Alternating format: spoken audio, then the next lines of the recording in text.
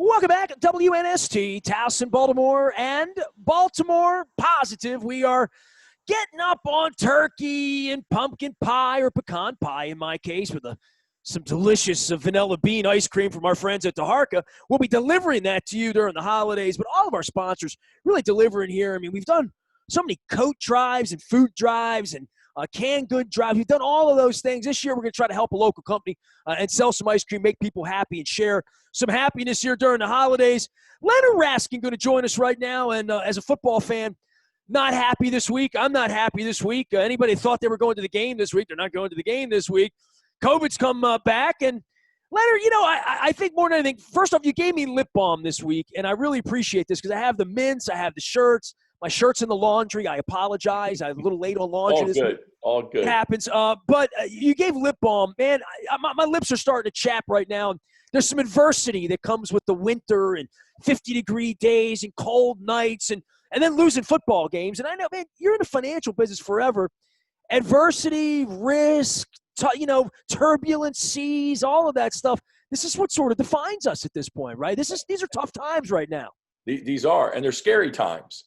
For a lot of people, it's a scary time. What's happened, what's going on right now, people are kind of freaked out. They don't quite know what's going on.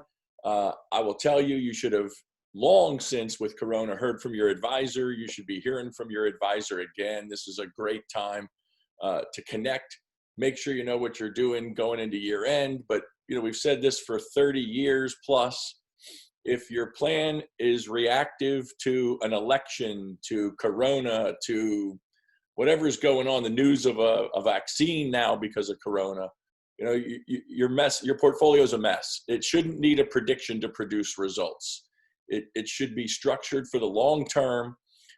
This pandemic and this year 2020, man, there's all kinds of weird going on. Like you said, there's fans in the stands. There's no fans in the stands. We beat the Colts, we lose to New England.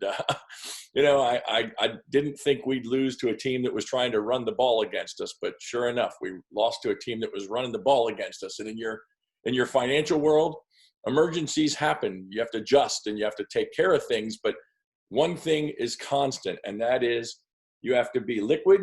You have to have reserves to make sure you can make it through these times. I've heard people say, my unemployment's going to run out.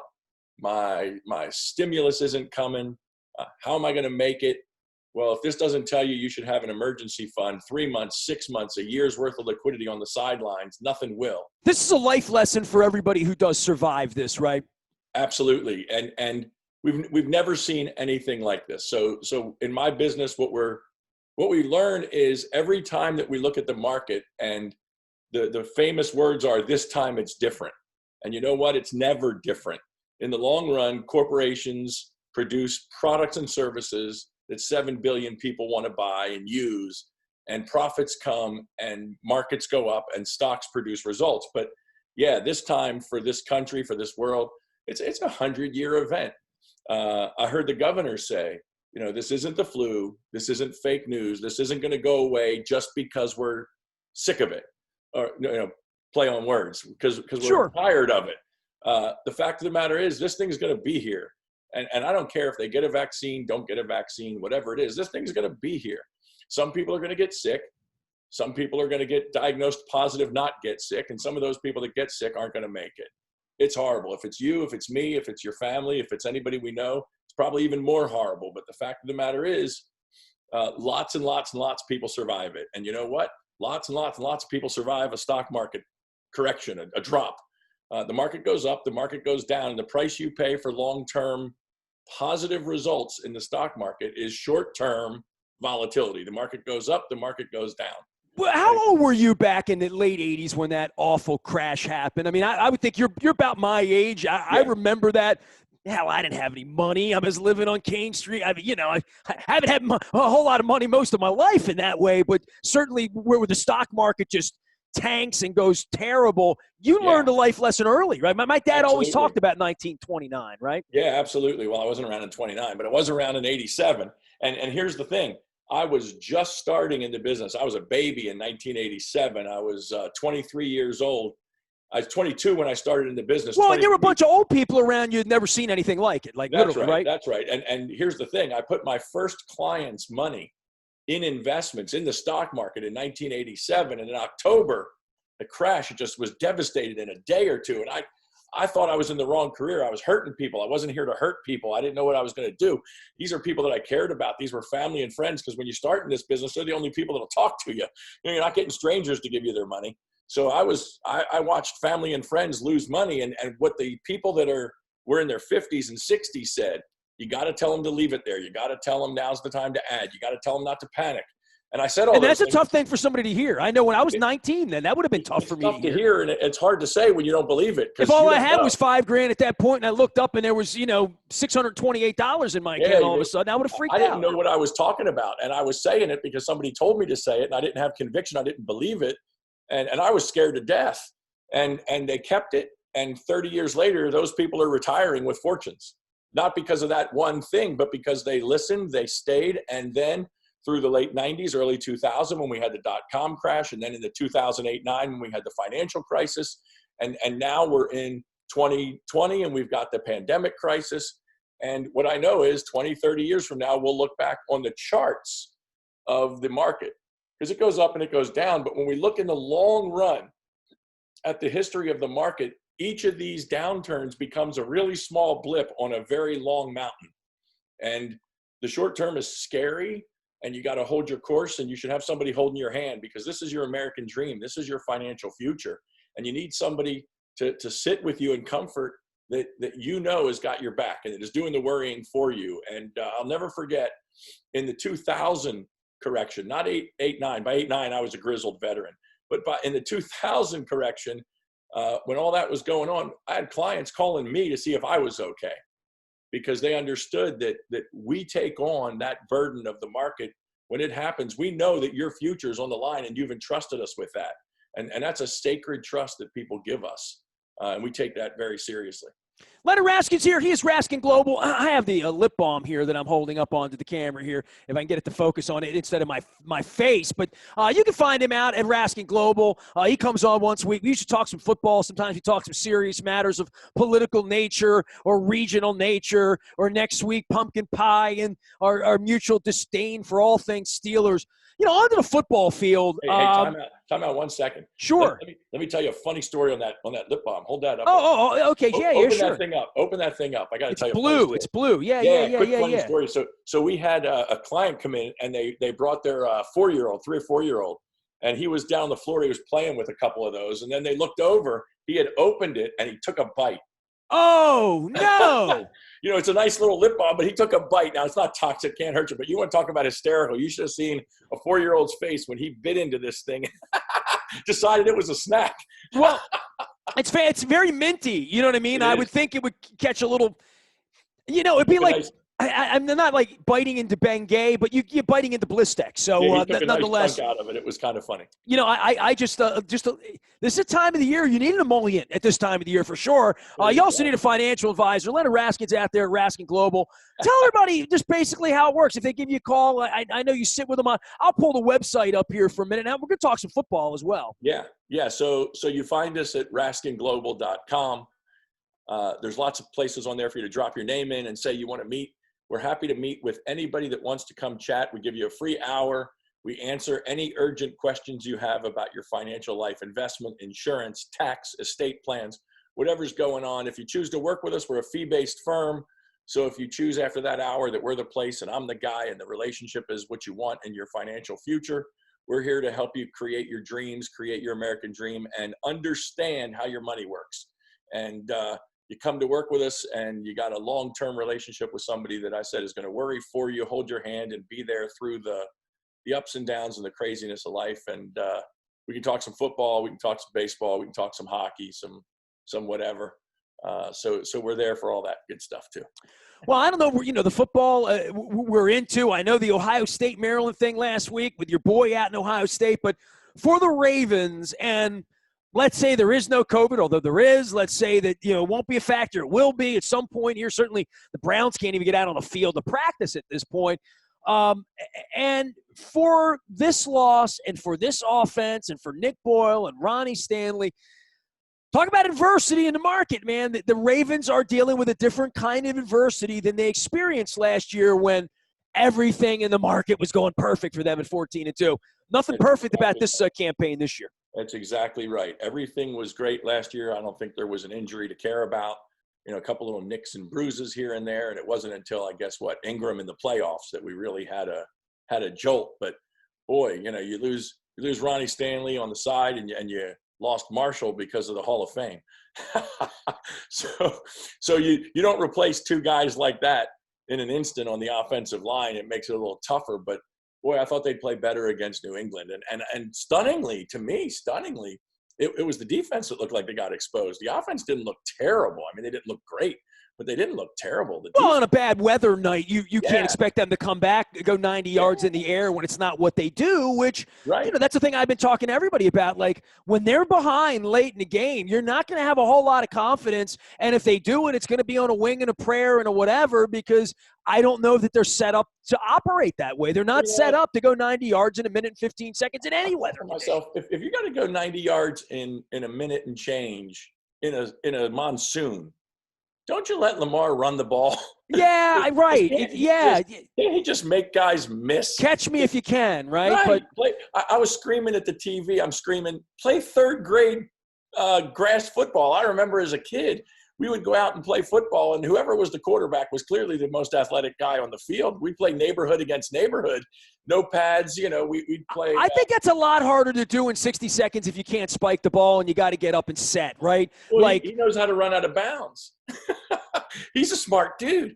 I don't know. I've heard this stuff on the TV and the radio and the social media. Let Russ cook. Out there in Seattle, they all want Russell Wilson to do what Russ does. And then Dalvin Cook came along and said, no, you can't use that. That's my name. You can't be doing that. Let Dalvin cook. And so they do their thing. And I'm screaming at the TV, let Lamar cook. You got a minute in a monsoon. He ain't throwing that ball 30 yards. You got to just let the man run. These defenders have got to catch him. It's pouring. Come on. Run out of bounds 3 times. Get close enough. Go for it. Well, I mean, that's Coach Raskin, and I think it worked out a little different. Coach Belichick was on the other side. Yeah, that's Leonard, true. I don't do pregame predictions much, like literally in the 25 years. And Luke would always give me a hard time, that I always pick the Ravens, because I kind of do. Because if I really believe they're going to lose, it's a lot less fun getting on the plane, as you know. Yeah. But I picked them. Somehow on Sunday, I felt so confident that I got. Maybe I don't know. Maybe it was the wine I picked up over at King Discount Liquors. I don't know. Maybe it was the way the cheesesteak hit me at Pizza John's before the game. But I just went out on the internet and I said they're going to win 37-3. Yeah. And that was just stupid. It was Bill Belichick on the other side. The same thing sort of goes for the Titans, right? Like all week long, you've been listening to the WNST, you've been out at Baltimore Positive, I have a lot of friends down in Nashville over all these years and the rivalry and going back to the 90s and Eddie George and Steve McNair and Jeff Fisher and Jimmy Schwartz and all that. And all these guys are coming on this week. And it's very hard to feel confident against the Tennessee Titans, right? And the Steelers next Thursday. I mean, next time you and I get together eating pumpkin pie, this is a very, very critical couple days to not have Calais Campbell at 100% or Brandon Williams. They're really challenged this next week and a half as for where their season's going to go, right? Yeah, scary couple weeks. Look, we're 6-3. I'll take 7-4. 6-5 does not look happy. And boy, the way that what was his name for New England, the running back that ran right through us like knife through butter. This is a Brandon Williams issue, right? Like you pay him all that money, and you got Derrick Henry coming in. You got a man coming to run against you this week, and then you got Pittsburgh the next week. I'm not confident about either one of these games now.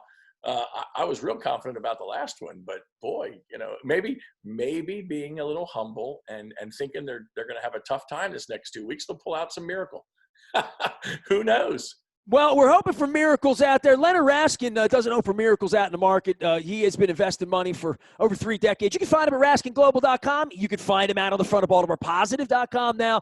He has a home there where we're making our home, bringing some sports, some politics, some news, some money, some health, a bunch of different things into the box this week, and getting ready for some football here this week. Give me a little Thanksgiving. Your boy coming back from Columbus for Thanksgiving? I mean, in this weird environment with planes and trains and automobiles and COVID, and maybe coming home and maybe not going back. Who knows what's going to happen exactly here. But right. So this Saturday, my college ball world, this Saturday, the Ohio State against Indiana, and Indiana is looking surprisingly good in the Big Ten. They're undefeated.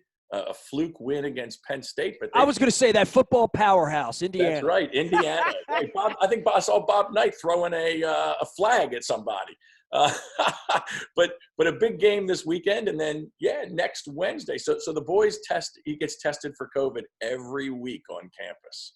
Every week. Now, I compared this earlier. I had Bill Cole on from Cole Roofing, who his home's next to you on Baltimore Positive. I said to Billy, I'm like, you get out on roofs and he's working and his people are out doing their thing and like all that. I said, how many times have you been tested or had the thermometer in the eyeballs? I've only had 3 times in 5 months that I've been out physically where someone has taken my temperature, with the little beam in my head. Yeah, it happened the other day. It happened out at 818 in Catonsville before I came in. The county executive was there. I was there with Don Moeller, and they were opening it.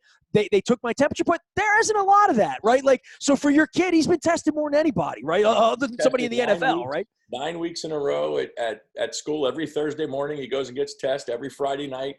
Sometime Friday night, Saturday morning, we're hoping for that text to come through that says negative. That's all he puts. He puts negative. And we know that that's a good week. And he's got one this week, Thursday. He's got one next week, Tuesday. And then he jumps on a plane Wednesday night. The dorms are closed. Thanksgiving, that's it. Turkey in the oven. Let's go. Turkey in the oven. We got a little family Thanksgiving together. He'll be home late Wednesday night, hopefully, again, all negative for 11 weeks. Then he's home. He's got 2 weeks of virtual school. And then he's here till January 18th. So right now, that's pretty typical, though, right? Kids are coming home; they're staying home, right? They're not going back to the campus for 3 weeks in most cases, unless it's driving, right? What they've done this year is they've sent them home early with virtual school for the next 2 weeks. They don't want them back after Thanksgiving when they've been with family and everybody else, and then bringing all the COVID back to the campus. Sure, okay. So they're still doing school for 2 weeks, but they're not going. So theoretically, if the kid comes home from campus and he's clean or she's clean, it's a little bit safer for grandma, but we don't want grandmom over. That's part of what we're all fighting about here in red and blue and purple and east and west and north and south and whatever else is that they're going to get together. Who's been tested? Trying to stay safe. Just want everybody safe, And he's in Ohio, and the governor out there, DeWine, they're spiking like everybody else, and so DeWine is contemplating the spring semester. So He may go back January 18th. That's the plan currently, but they may shut it down. And if they shut the college down, then he'll do virtual from home, and he'll have a dorm room full of stuff. We'll have to figure out how to move it someday. And you and your wife, all that. Whoa, empty nesters. He's going to Ohio. He said 8 weeks, he's gone. He's back on your couch again, eating your pumpkin pie, right? And he'll be back for 6 weeks, and he could be back till next September. You thought he was gone. It's like The Godfather, too. That's it. Who knows if he's coming or going. What's a good thing you like him? That's important. He's a good kid. We like him. He's a good kid. Well, welcome him home. I will chat with you next week. We'll argue the eternal argument of pumpkin versus sweet potato versus pecan, and whether there's apple or caramel apple or salted apple or French apple. I don't know, but have a great weekend. A couple of important football games. I know it's an important time for everybody. If you're investing your money and you need a friend, you need some good advice, find my friend Leonard Raskin. He's at RaskinGlobal.com, as well as at Baltimore Positive. Len, take care of yourself. Give the boy my best. We'll see him next week. All right. You got it, man. We'll talk soon. Yeah, you know what? You'll be on the couch watching the Steelers game, right? I mean, it's all in the family. We'll all be together next Thursday night, right? Absolutely. Watching a game together for the first time in 3 months. We're all going to break Zoom that night, I think. That's right. There he goes. Leonard Raskin, RaskinGlobal.com. You can find me, Ness, at BaltimorePositive.com. I'm wearing my 2019 chicken blue. I like the green one. I like last year's better than this year's, but I still have this year's. Royal Farms is always there, real fresh, real fast with the tasty fried chicken. Justin Tucker's making that coffee for me every morning. I appreciate that. Number 9. I've been drinking it longer than he has. I mean, I grew up Royal Farms on Mace Avenue and Eastern Avenue. But nonetheless, all together now. Make sure you're using that ROFO card when you're gassing up out there. Our friends at Taharka, we're going to be shipping. I had the eggnog ice cream in here, but it started to melt early. Chocolate Love, we have that. The Wake and Bake, it's all available. The holiday flavors also. We're going to be taking $15.70 off home delivery. They deliver it right to your door. It's an incredible holiday gift. We're pimping it all month. If you love me, if you love what we do, if you love WNST, buy some ice cream, share the love, and you can eat the ice cream. A little vanilla bean goes nice with your pumpkin pie as well. I am Nestor. We are WNST.net, AM 1570, Taos in Baltimore, and we never stop talking. Baltimore positive.